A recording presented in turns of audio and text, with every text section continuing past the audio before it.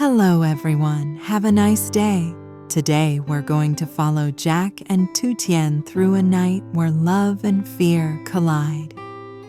Tuttienne, still weak and shaken, forces herself to leave the old woman's cabin, terrified that staying hidden will only destroy Jack's hope. But Jack refuses to stop searching, and one strange message pulls him straight into a silent, decaying house deep in the forest. What he finds inside will change everything, and the danger isn't over when they reunite. If you enjoy intense, emotional stories like this, don't forget to subscribe so you won't miss the next videos. The door creaked open on a morning that didn't feel like morning at all, just fog and cold pretending the sun didn't exist.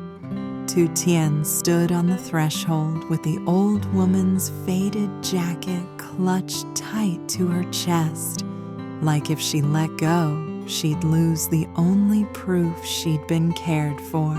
Her eyes were glassy, her lashes still wet, and the tremble in her breath had nothing to do with the mountain air.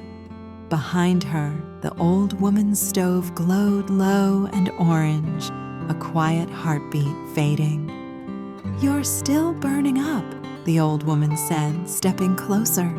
She wrapped a scarf around Tuttienne's neck again, tugging it firm the way a stubborn kind of love does. "The road will bite you." Tuttienne tried to smile, but it cracked halfway through. "I can't stay." Her voice came out soft, thin, like it might snap if she said the next part too loud.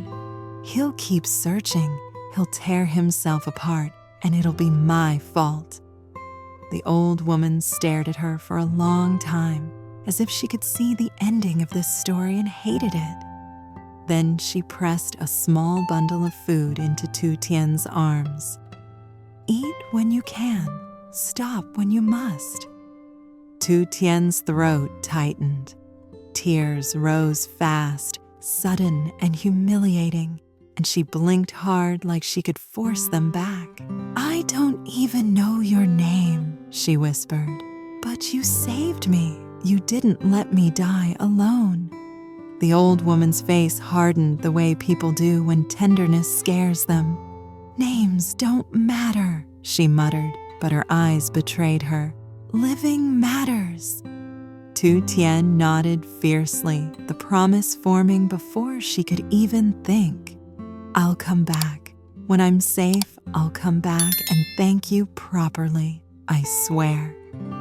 For a second, the old woman's hand hovered, caught between letting go and holding on.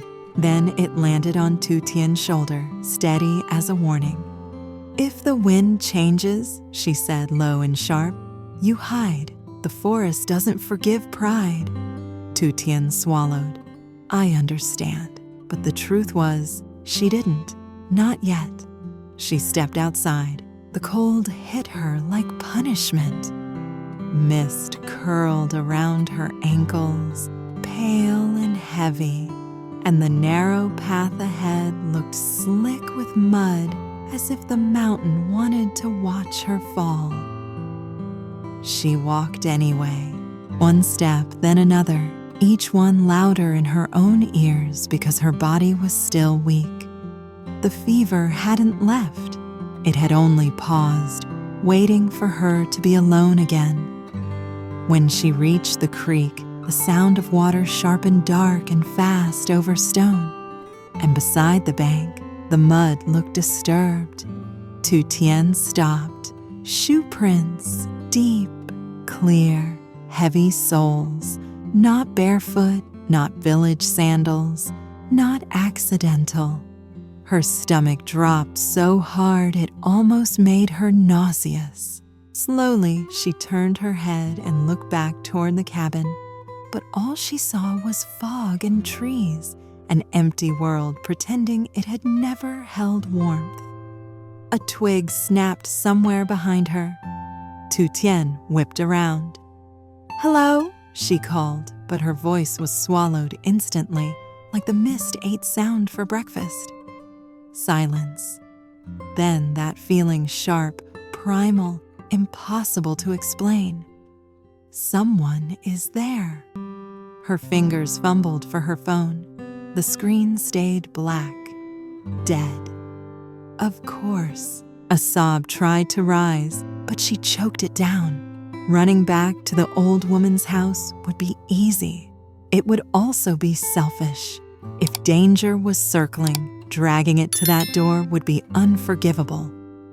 So Tuttienne turned forward.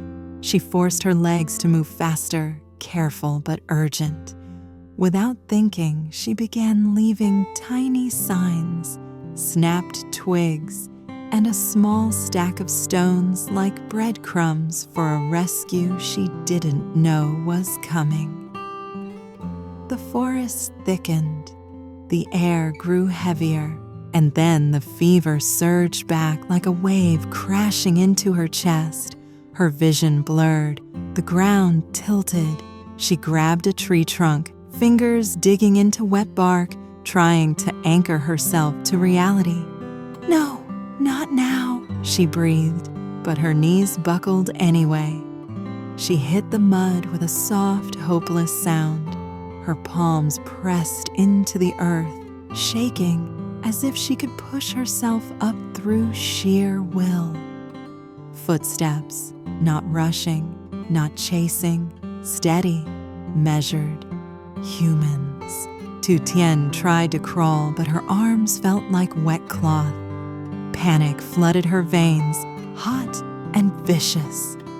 "Jack," she whispered, not because he could hear, but because saying his name made her feel less alone. The footsteps stopped. For one frozen second, the world held its breath. Then darkness began creeping in at the edges of her vision, slow like someone turning down a dimmer. The last thing she saw was mist curling between the trees, pale as ghosts.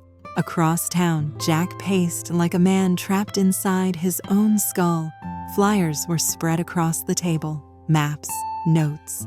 His phone was useless, cruel, and stacked with unanswered calls that felt like evidence of failure. He tried Tuttienne again. Ring, ring, nothing. He dragged a hand down his face, eyes red, jaw tight. "Please," he whispered to the empty room. "Just answer." The phone vibrated. Unknown number. Jack's breath stopped. He answered so fast his fingers shook. "Tuttienne?" A man's voice came through low, rushed. "I saw your flyer. If you want her, go now. Near the creek path, there's an old fence." Jack went cold. "Who are you? Where exactly?" The line clicked dead. Jack stared at the screen like it might explain itself. And then it hit him with hope. Pure, vicious hope. The kind that doesn't comfort you. It drags you by the throat. His hands moved before his brain caught up. Jacket, keys, flashlight, rope from the storage cabinet. Anything that made him feel less helpless. He stopped only long enough to send one text, 2 words to someone who might notice if he didn't come back. "Going now." Then he was out the door. The cold outside rushed in like a living thing, and Jack didn't realize until he was driving that his hands were gripping the steering wheel so hard his knuckles had turned white. Street lights blurred. Wind battered the car. The unknown number sat on his phone screen like a stain. By the time he reached the forest road, the fog was thicker, the trees darker. The world narrowed to what his headlights could carve out of the night. He parked and stepped into the mist. It swallowed him immediately. Jack called her name once, then again, voice cracking against the cold. Tu Tien! Tu Tien! Nothing answered but water in the distance and the hush of branches. Then he saw it. Barbed wire, rusted, snarled, wrapped around dead ground like it was guarding a secret. Beyond it, a crooked, decaying house crouched in silence, the kind of place you don't approach unless you have no choice. Jack's flashlight beam shook as it swept the fence. Something caught on one barb, a strip of fabric, a scarf. His stomach dropped, his throat burned. "She was here," he whispered, like saying it out loud made it real. A section of wire was bent and forced apart, fresh. Someone had already gone in. Jack's hands grabbed the metal. It bit his palms. Blood warmed his skin. He didn't care. He widened the gap just enough to slip through. As he stepped into the yard, his phone vibrated again. Same number. A message flashed on screen, 3 words that turned his blood to ice. "Now you're inside." Jack lifted the flashlight toward the house, and somewhere in the darkness beyond the doorway, something shifted. The beam of Jack's flashlight trembled across the doorway, catching dust in the air like tiny falling stars. The house didn't feel abandoned. It felt awake as if the silence was listening. Jack swallowed hard and stepped inside. The floorboards groaned under his weight, slow and bitter, like they were warning him to turn back. The smell hit him next: mold, rust, damp wood, and something else underneath it, faint but sharp. Smoke. Old smoke. His phone screen glowed in his palm with that message still staring back at him. "Now you're inside." "Tu Tien," he called again, softer this time, like he was afraid his voice might set something off. "It's me. I'm here. Please." No answer, only a faint scrape somewhere deeper, like nails on wood. Jack's chest tightened. He followed the sound, passing a collapsed table and a broken chair that looked like someone had kicked it apart in anger. The hallway narrowed, swallowing his light. Then he saw it. A muddy smear across the floor, leading toward the back room. "Tu Tien," Jack breathed, and his feet moved faster. He reached a half-open door, pushed it with his shoulder, and the floor dropped under him.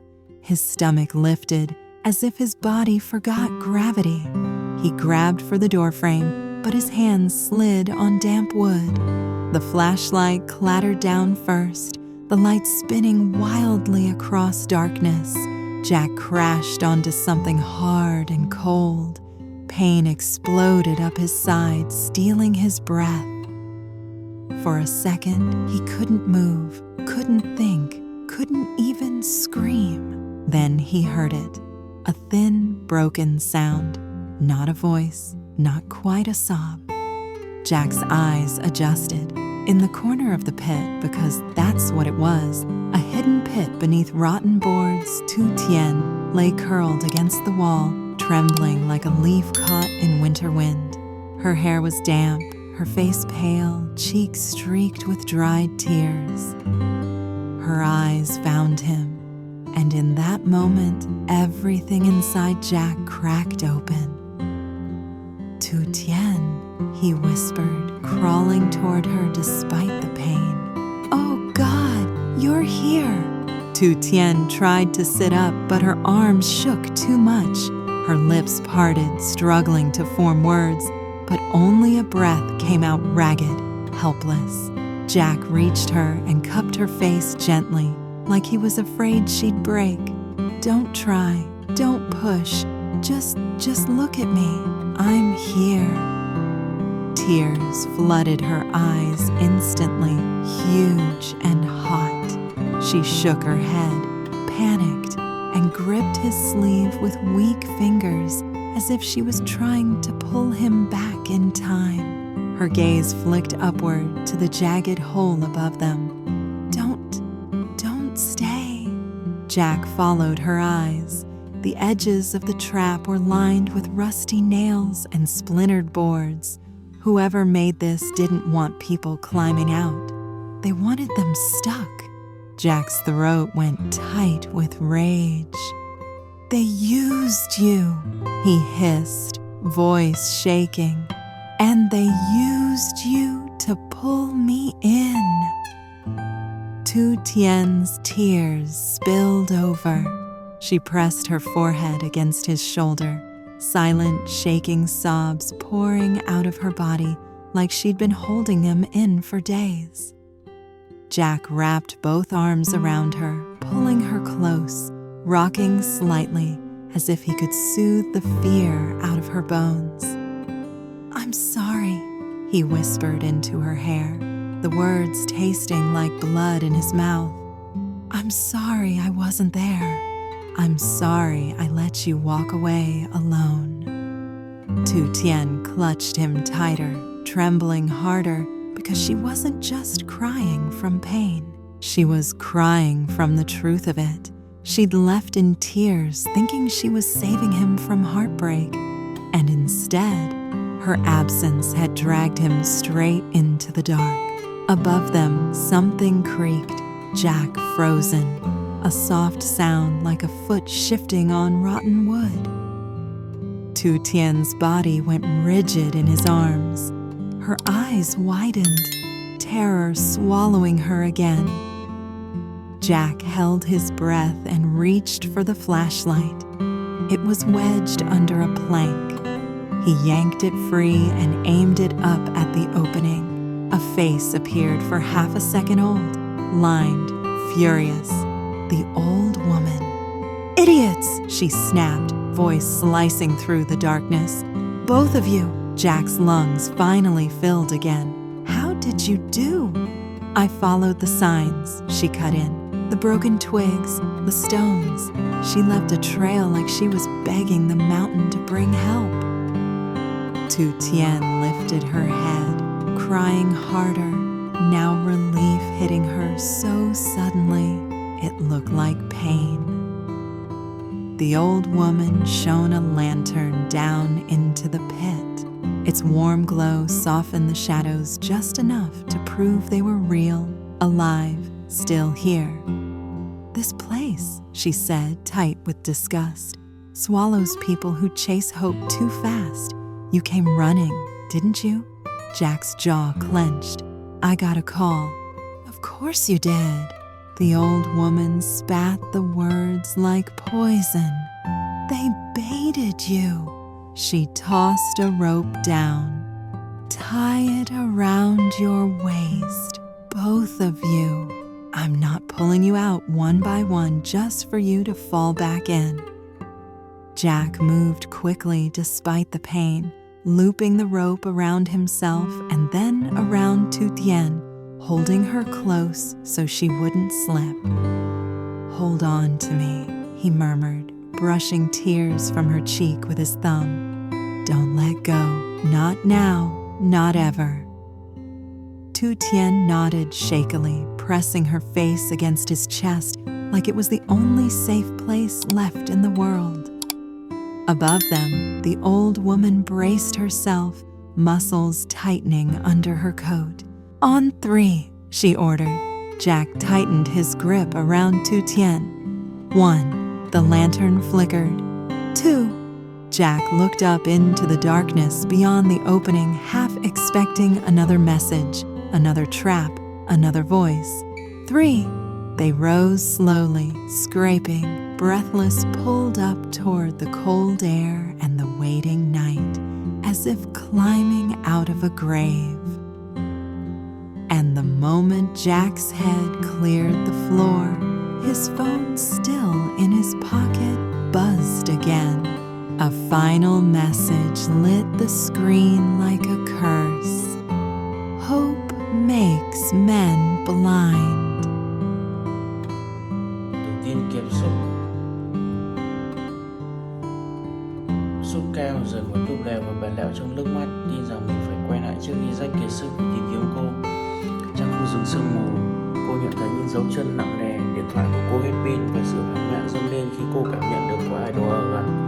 Ở phía bên kia thị trấn, rất gặp phải những cuộc gọi không hồi đáp, cho đến khi một điện thoại lạ gửi đến một mảnh nước mơ hồ về một ngôi nhà đổ nát với hàng rào bao quanh gần con suối, được thúc đẩy bởi hy vọng. Anh bước vào sân có dây thép gai và nhận được một thông điệp rùng rợn. Giờ thì anh đã ở bên trong rồi. Bên trong ngôi nhà rách lần theo những vệt bùn và rơi xuống cây hô ẩn, nơi anh tìm thấy Tuttienne bị thương, run rẩy và không thể nói được gì ngoài nước mắt và tuyệt vọng. Bà lão lần theo dấu vết Tuttienne đến kịp lúc thả một sợi dây xuống kéo họ lên. Khi họ leo lên, một thông điệp khác xuất hiện, hy vọng làm con người mù quáng.